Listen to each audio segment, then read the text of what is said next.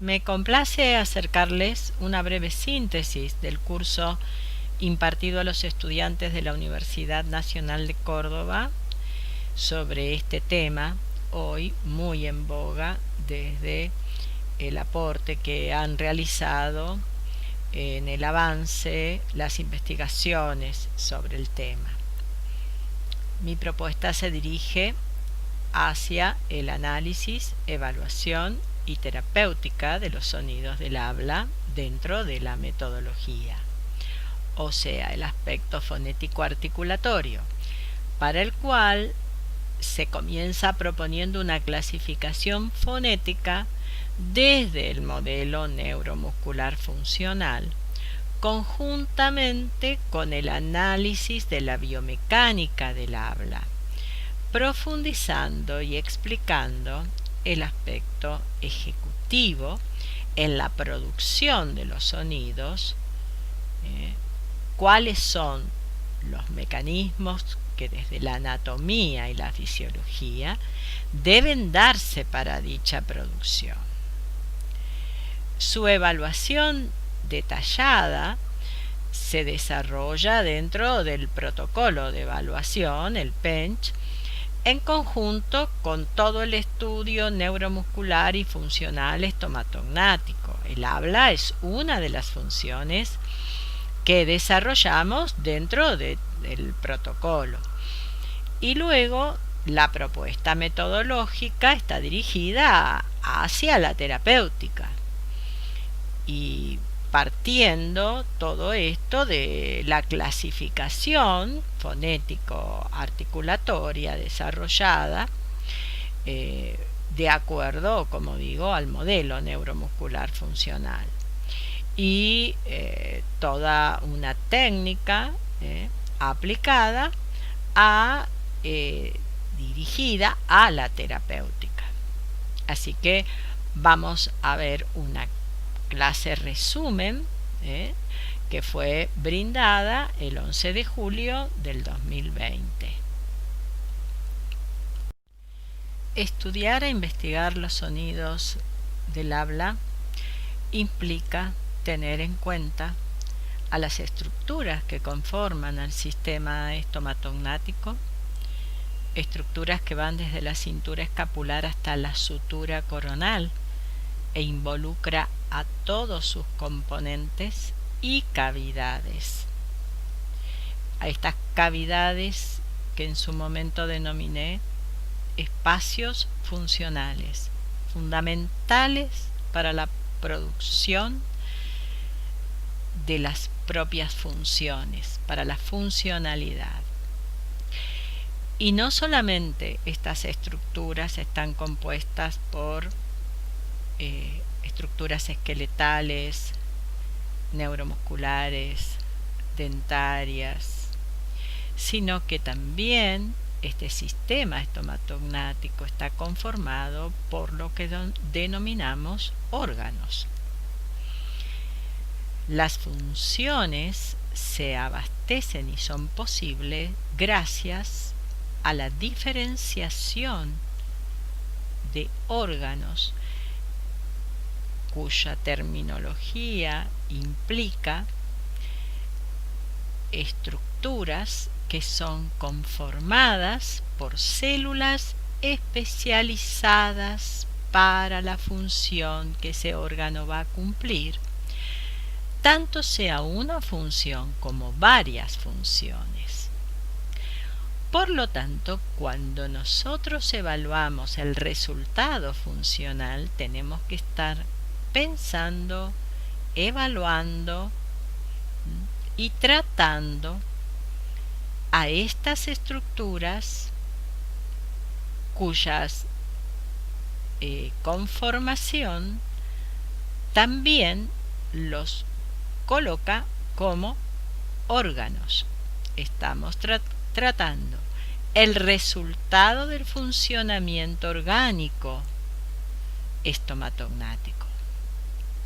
Por eso tenemos las funciones de respiración, todo lo que implica la ingesta, las funciones que permiten la alimentación, por eso las llamamos funciones vitales, más la fonoarticulación en la emisión de la producción del habla en la comunicación humana.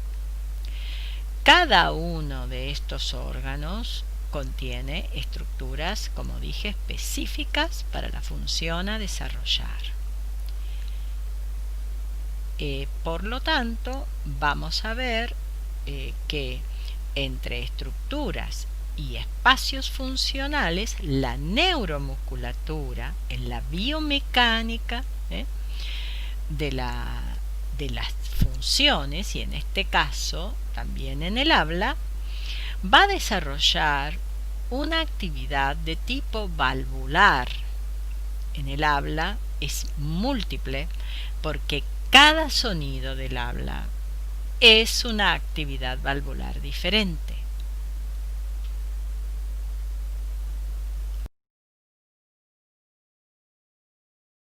Es indudable que la posibilidad de movimiento que las estructuras del sistema estomatognático esqueletales poseen, gracias a la neuromusculatura y a los componentes de las articulaciones temporomandibulares y también dentario-oclusales, son fundamentales para la ejecución y producción fonética.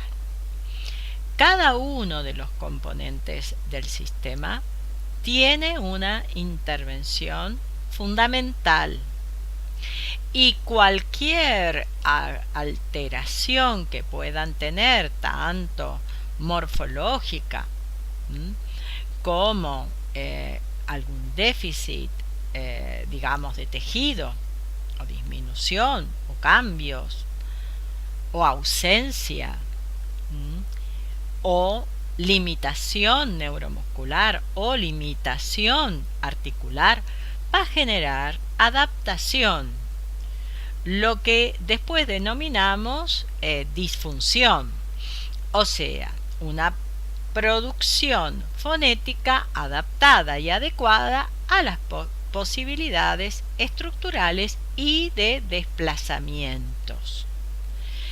Por esto hablamos de que es necesario tener en cuenta a cada uno de estos componentes, que son los que van a permitir la biomecánica y a la vez funcionalmente este sistema valvular del que estoy hablando y refiriéndome. Los espacios y las posibilidades de circulación, ¿no?, de la vía aérea superior a la inferior, tanto en la inspiración como la expiración, va a ser el estímulo fundamental mecánico, biomecánico para la producción de estos sonidos.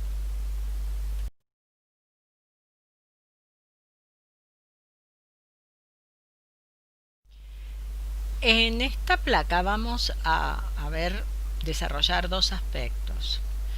Por un lado, la comunicación humana, y por el otro lado, el aspecto biomecánico que puede alterar esa comunicación. Entonces, sabemos que la comunicación humana es uno de los medios propios del hombre, y que la posibilidad mayor es la posibilidad del habla. El habla como acto lingüístico fisiológico que depende del ascenso motricidad y está ligado absolutamente a la actividad psíquica, y es resultado de numerosos procesos centrales en los cuales interviene actividades de planificación y programación neurolingüístico, como también contenidos lingüísticos, y además de intencionalidad y aspectos emocionales del individuo. Por esto la comunicación está dependiendo de niveles superiores. La ejecución está dependiendo de la biomecánica. Y la recepción en esa comunicación, evidentemente, está dependiendo de la percepción, la posibilidad de percepción auditiva. Ahora, ¿qué es lo que puede alterar viéndolo desde el punto de vista biomecánico? ¿Qué aspectos, de qué manera se manifiestan estos trastornos fonéticos articulatorios? Básicamente en la distorsión del sonido, limitación en la traslación de las estructuras, por ejemplo, que puede depender de una dificultad neuromuscular, ese desplazamiento que puede estar limitado desde el punto de vista neuromuscular y, como habíamos dicho, también articular. También puede ser que tengamos ausencia de alguna estructura o dismorfosis de la estructura, o sea, que esté afectado y afectada la morfología de las estructuras, tanto sean esqueletales como neuromusculares, como dentarias. Además, puede haber ausencia o debilidad de esa columna aérea que es la base de la producción fonética. También en las limitaciones de la ventilación pulmonar es lo que puede llegar a producir una distorsión del sonido. Y también la disminución de la audibilidad, o sea, el registro auditivo que no llegue en la recepción y que luego en la producción también pueda estar u omitido u distorsionado. La omisión, que puede ser por imposibilidad de producción desde el aspecto morfológico, por ejemplo, una anquiloglosia, puede absolutamente omitir un fonema porque es imposible su producción, por ejemplo, o porque hay alguna, como dije antes, desvío o ausencia de la propia estructura. Y nuevamente, la omisión puede estar perfectamente relacionada a la percepción acústica.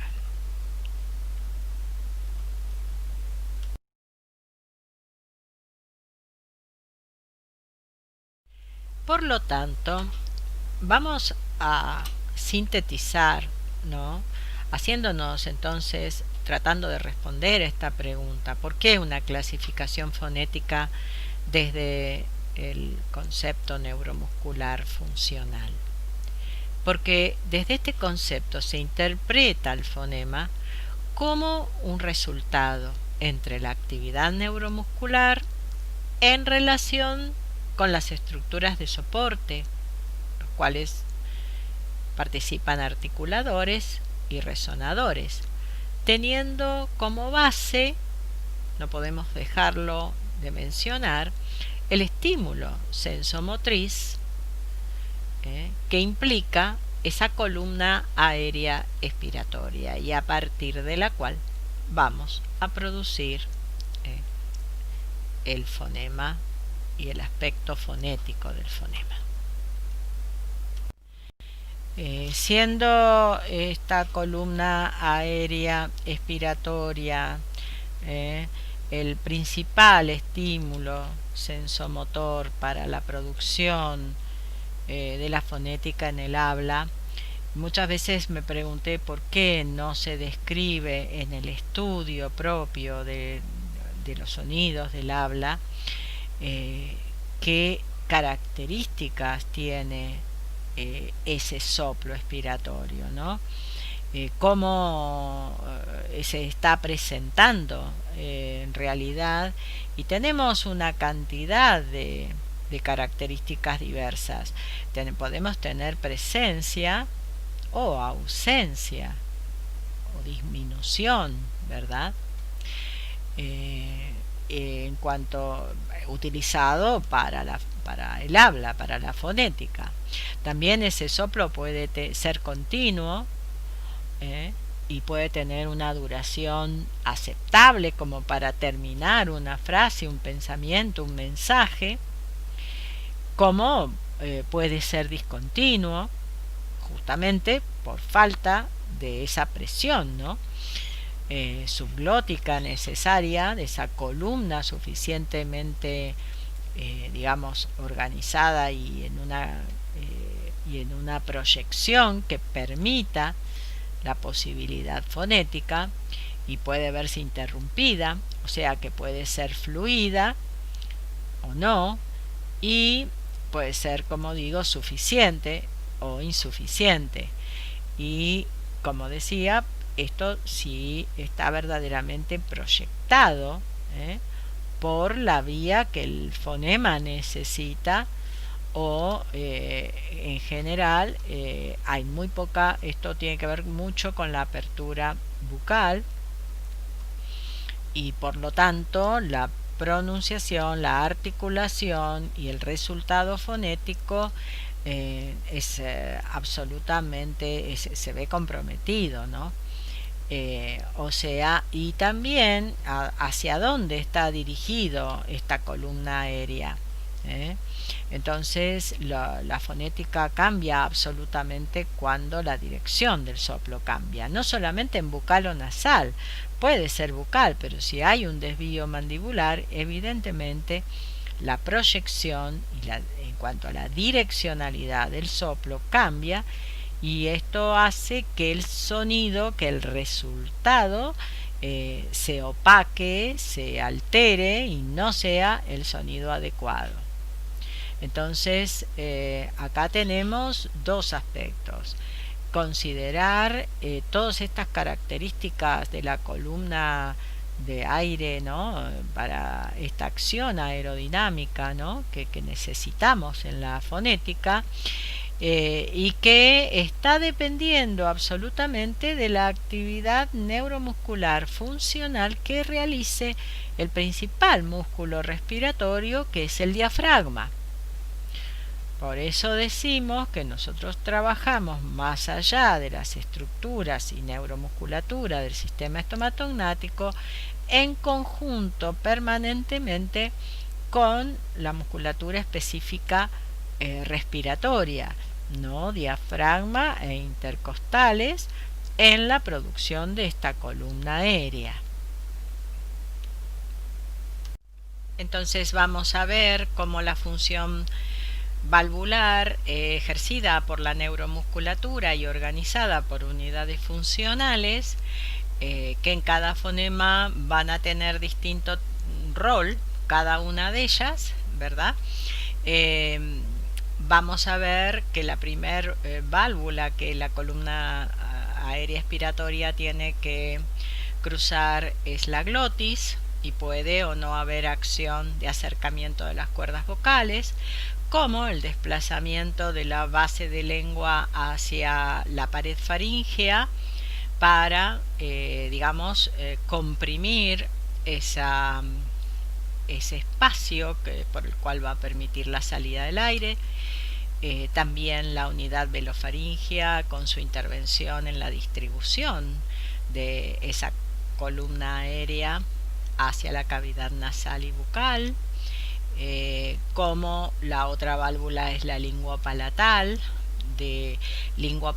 como dijimos, de base, de dorso y de ápice para cada fonema, que tiene esa diferenciación.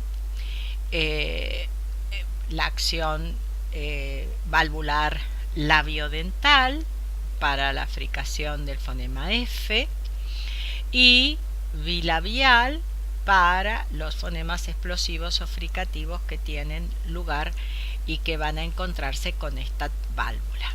Quiere decir que tendremos 6 válvulas, 6 acciones neuromusculares, actividades neuromusculares con distinto grado de desplazamiento y distinto grado de tensión o actividad neuromuscular dependiendo del fonema. ¿Está? Así que estas serían las válvulas de las cuales estamos hablando y mencionando. Para cada fonema van a tener 2 o 3 válvulas funcionando.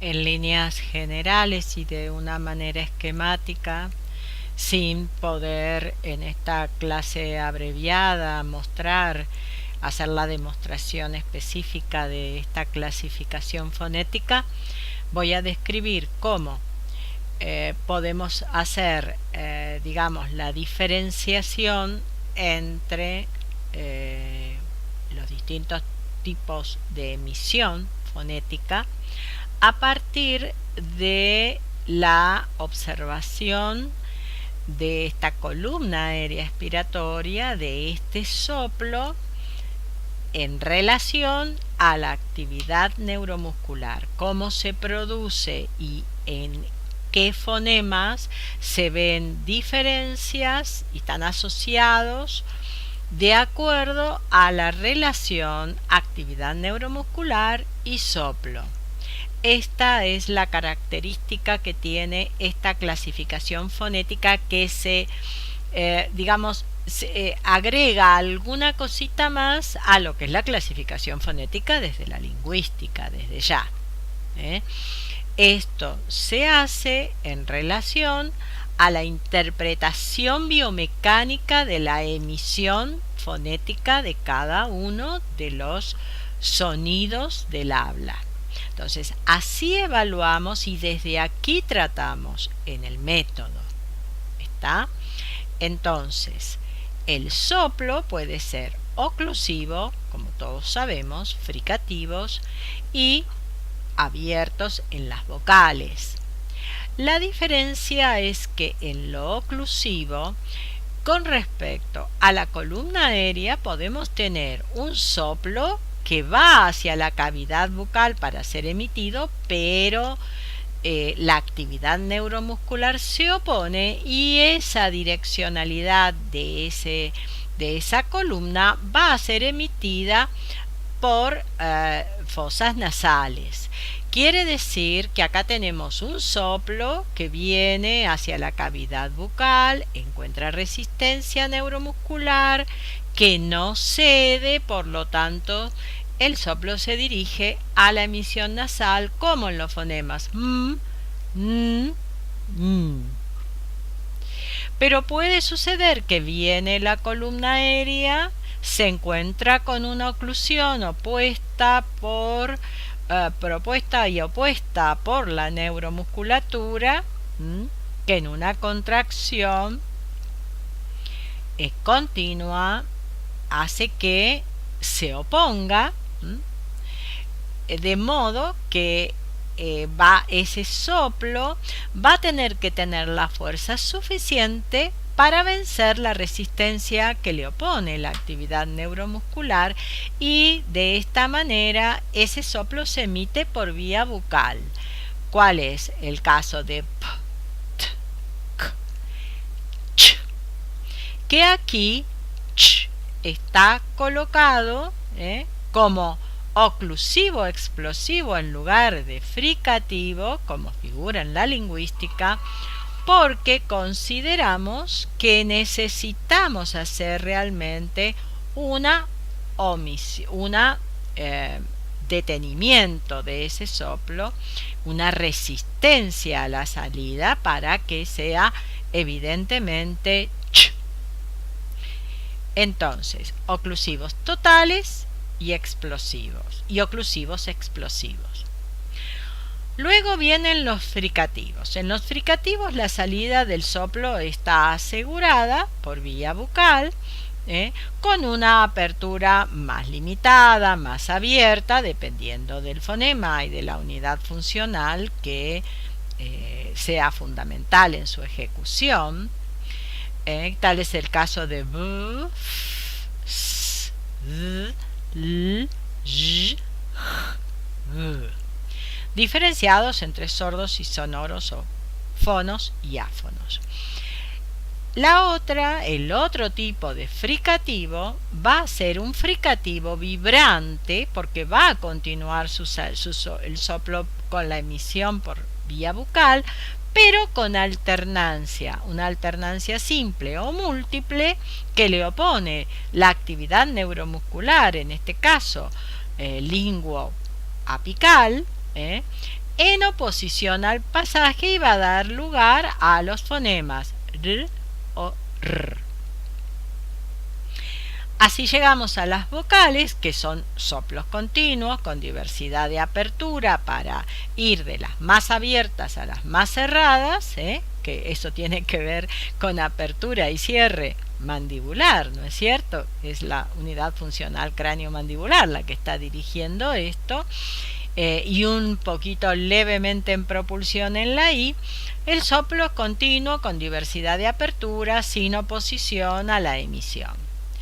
Ahora bien, estos sonidos están discriminados y, digamos, ubicados de acuerdo a, por supuesto, nuestra lengua, la que hablamos en el Río de la Plata, en la ciudad de Buenos Aires, de Argentina. Cada país va a tener una diversidad y cada uno va a tener que ubicar estos sonidos dentro de el tipo de modo y de punto articulatorio de acuerdo a el habla utilizado de manera de la zona en la que se reside, ¿sí? Entonces acá vemos la relación entre la actividad neuromuscular que se opone, que esto después van a ver que en las planillas van a estar además diferenciados por la unidad funcional que es la responsable del fonema. Bien, ¿cómo registramos en el protocolo el registro de cada fonema? Recuerden que nosotros evaluamos la emisión a partir del sonido aislado. Luego veremos los que presentan distorsiones u omisiones, como se combinan en la evaluación con unidos ya a otros fonemas en las sílabas, en las distintas posiciones, distintos tipos de sílaba, y en la palabra y en la frase y en el habla espontánea. Pero la discriminación la hacemos por unidad fonética. ¿Y qué vamos a poner en el análisis? Primero, ¿cuál es la unidad funcional? Que ustedes lo tienen en el libro, en el estudio de habla, ¿verdad? La unidad funcional que le corresponde a ese grupo de fonemas. Entonces, primero vamos a colocar acá el modo, que sería la clasificación que acabo de mostrarles en la diapositiva anterior. Oclusiva, fricativa, está organizado, oclusiva total, oclusiva explosiva, en fin. Aquí van a tener entonces al fonema, al modo en que el fonema que está al lado le pertenece. Vamos a consignar en el mismo plano la modalidad de la emisión de esta columna expiratoria en cuanto a la fuerza, en cuanto a la continuidad y en cuanto a la dirección de ese soplo expiratorio.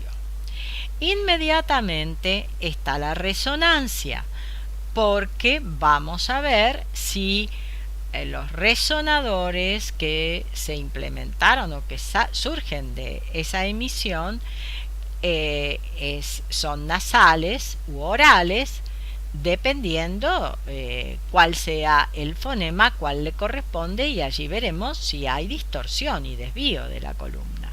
En los fonemas que, por ejemplo, son bucales y se producen nasales. O sea que la resonancia tiene una relación directa con la emisión del soplo.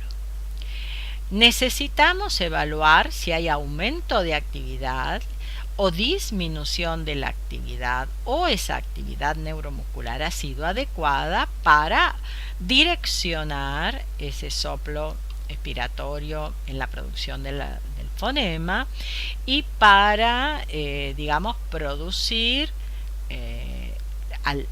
las características que el fonema tiene que tener, de manera que aquí en esta columna de actividad neuromuscular vamos a consignar si es adecuada o ha habido hiperactividad, o sea que está en más, o debilidad.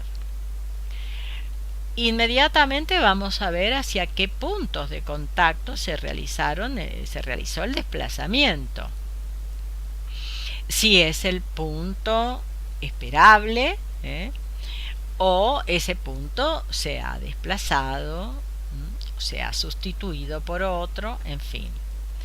Y como complemento de todo esto, si el fonema sordo o sonoro, fono o afono, tiene la sonoridad que le corresponde. Quiere decir que la intención de esta planilla es poner en un mismo plano de análisis todos los aspectos que hacen a la producción fonética de cada sonido.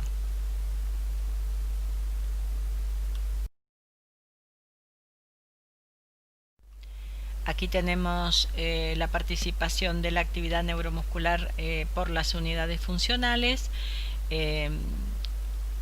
discriminado por unidad funcional y por fonemas y su rol de intervención, como expliqué anteriormente.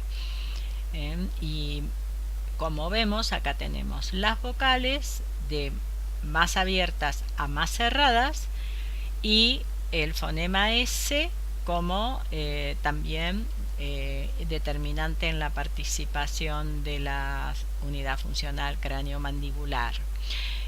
Muchas veces se ha dicho con las últimas investigaciones que el rol de la musculatura mandibular no sería tan importante en el habla, que solamente para algunos fonemas, y que con muy poca actividad neuromuscular, pero realmente quiero recalcar que su rol, como en todas las funciones del sistema, es fundamental, porque ella es la que va a permitir la apertura suficiente como para que la actividad neuromuscular pueda darse a nivel, digamos, craneofacial y lingüoidea y velofaringea. Determina también la proyección del soplo expirado, determina la resonancia, por lo tanto le damos esa prioridad y sabemos que está presente en todos los fonemas y durante el habla.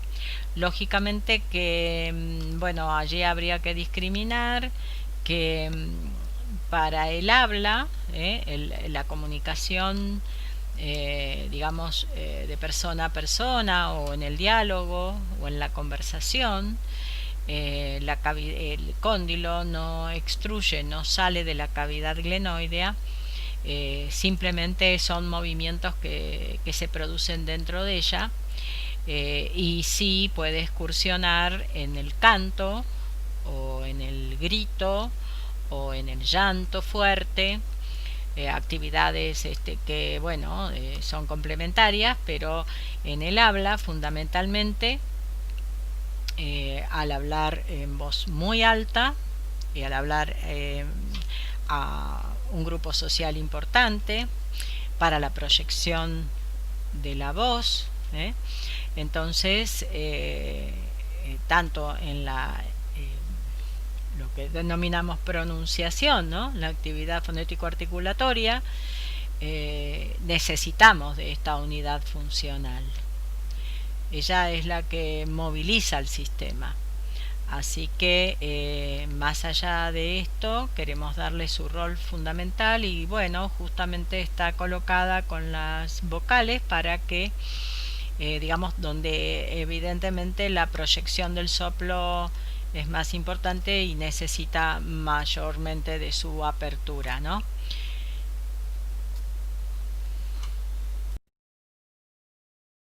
Vamos a iniciar entonces al desarrollo de la intervención que vamos a realizar en la terapéutica de los sonidos del habla mediante la técnica neuromuscular funcional aplicada según la clasificación fonética, eso sí que en este modelo de escuela de formación proponemos, ¿no?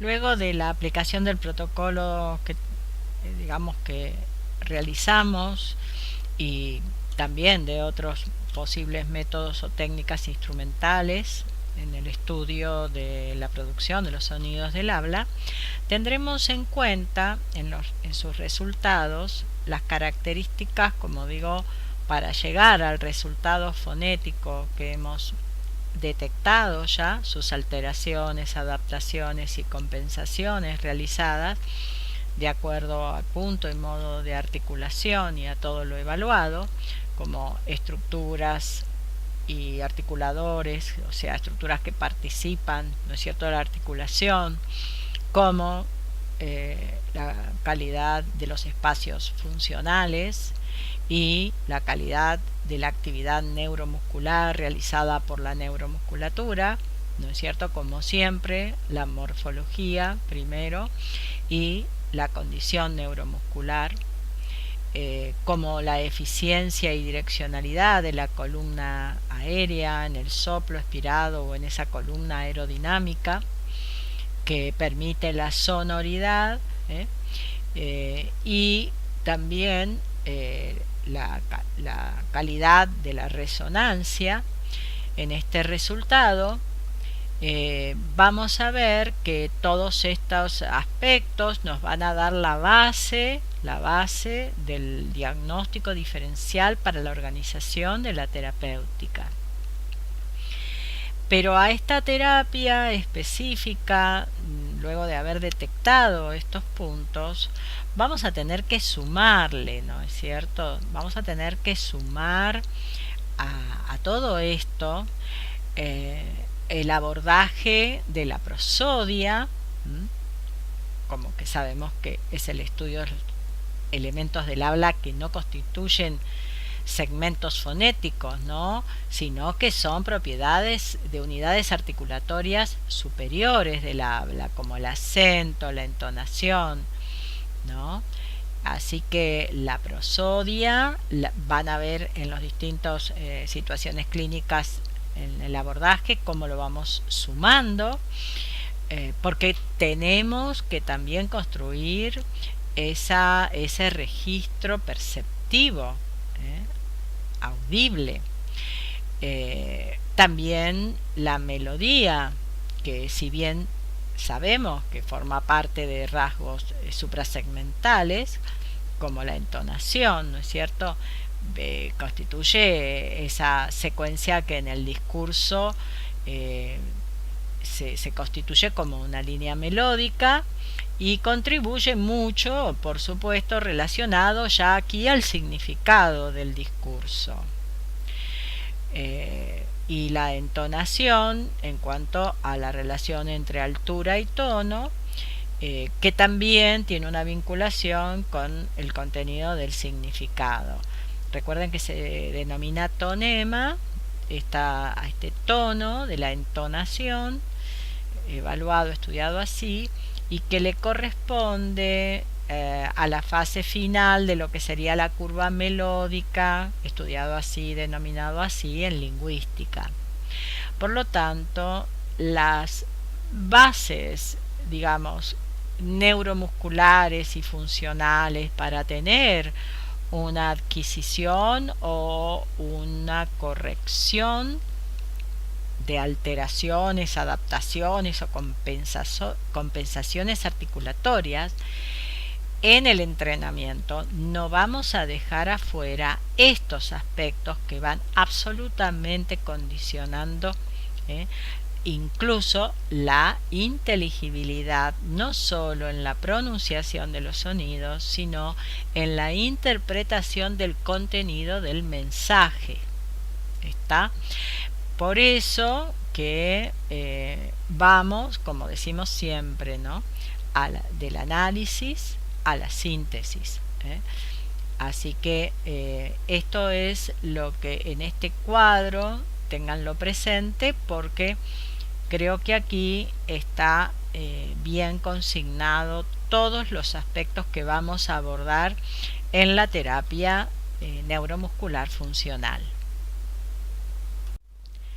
Estos fundamentos aplicados a la terapia se complementan con el grado de movilidad y velocidad, o sea, el ritmo, que tiene que ver con la dinámica articulatoria que puede desarrollar la neuromusculatura, que como saben la organizada por unidades funcionales, y reconociendo, esto es importante, su diversidad según la unidad funcional que interviene, ¿no? Que se corresponde con el tipo de fibra muscular e inervación que posee la estructura, ¿no es cierto? Esto justifica la diferencia de velocidad de las fibras musculares, por ejemplo, que de la unidad funcional craneofacial en relación a la unidad funcional linguoidea y velofaringea, que son absolutamente veloces. O sea, lo que dan en sus características, especialmente la linguoidea, es la velocidad con que puede ejecutar la sucesión de sonidos. Esto tiene que ver, como decíamos, con el aspecto anatómico y fisiológico.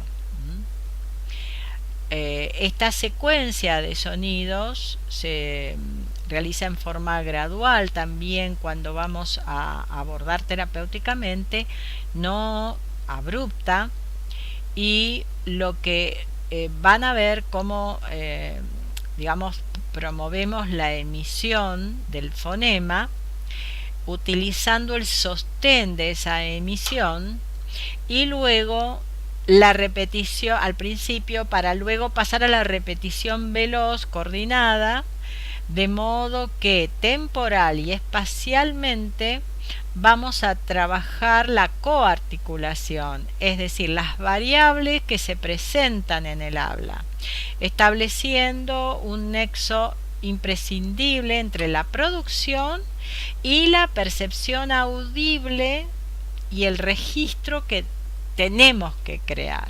Entonces, en la emisión vamos a hacer primero aislada, fonema aislado, sostenido, para que ese registro sea perceptible, y luego vamos a ir a trabajar con la velocidad. La coordinación del habla es importante en la emisión de los diferentes fonemas y sus combinaciones, ¿no? Y esto vamos a seguir siempre básicamente apoyándonos en la función respiratoria, que es la base de la posibilidad funcional, y coordinando con deglución, de manera que estas coordinaciones, respiración, deglución, habla, puedan llegar a una buena organización y manifestarse de manera coordinada o coordinadas.